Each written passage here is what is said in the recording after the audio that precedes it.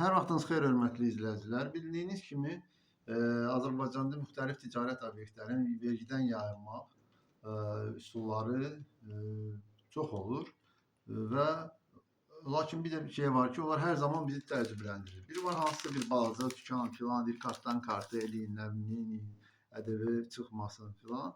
Biri var ki, görürsüz, məşhur bir brend. Ted Baker, görürsüz, yəni Gənclik Molda yerləşən. Şimdi baxın, burada 74 manat 20 qəpik mal alınıb və biz bunun indi çalışacağıq ƏDV-sini vurmağa.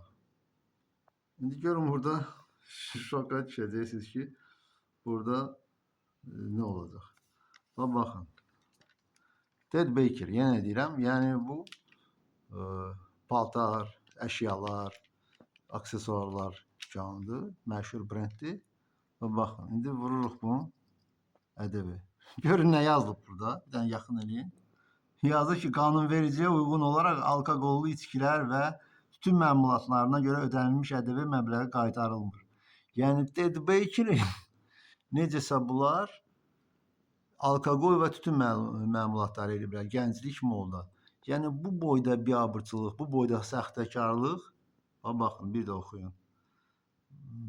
Özdə belə bir məşhur dükanda. Yəni bilin və agah olun. Yəni evə sevinə gəlib, mən oradan palto aldım 700 manata, 300 manata falan şey aldım. Və onun ƏDV-sini vuranda görün ki, siz belə bir sürprizlərlə qarşılaşacaqsınız. Bir də görürsünüz. Bax, bu qədər bəsit. Mən o dükan bilmirəm, müdiriyyət kimdir, nədir? Amma o bilsin ki, millətin bax belə o bir məşhur misal var idi.